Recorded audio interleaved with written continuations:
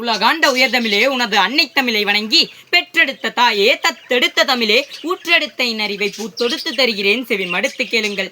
இன்று நான் பேச வந்துள்ள தலைப்பு கர்ம வீரர் காமராஜரின் சிறப்பு. தாய் நாட்டுக்காக தம்மை முழுமையாக அர்ப்பணித்த தியாக ஒளிவிளக்கு கர்ம வீரர் காமராஜர். நாடே அவரது திருக்கோயில், மக்களே அவரது தெய்வங்கள், மக்கள் தொண்டே அவரது குறிக்கோள், காங்கிரஸே அவரது உயிர் மூச்சு, காந்தியடிகள் காட்டிய பாதையே அவரது வாழ்க்கை முறை. விருதுநகர் மாவட்டத்தில் குமாரசாமி நாடாருக்கும் சிவகாமி அம்மையாருக்கும் 1903ஆம் ஆண்டு ஜூலை திங்கள் 15ஆம் நாள் காமராஜர் பிறந்தார். 6ஆம் வகுப்பு வரை மட்டுமே படித்த காமராஜருக்கு செய்தித்தாள் படிக்கும் பழக்கம் உள்ளது.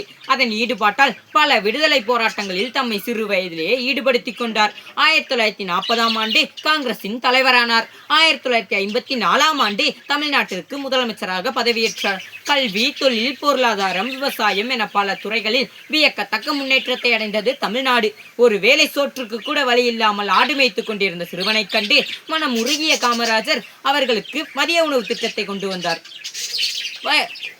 ஏழை மாணவனுக்கும் வசதியான மாணவனுக்கும் கருத்து வேறுபாடு இருக்கக்கூடாது என்பதற்காக சீருடை திட்டத்தை கொண்டு வந்தார். காமராஜர் மக்களுக்கு செய்த தொண்டானது இன்றளவிலும் உள்ள அரசியலில் எடுத்துக்காட்டாகவே உள்ளது என்று கூறி தித்திக்கும் தென் தமிழுக்கும் திக்கட்டும் பரவி நிற்கும் என் தமிழனுக்கும் நன்றி கூறி விடைபெறுகிறேன். நன்றி, வணக்கம், ஜெய்ஹிந்த்.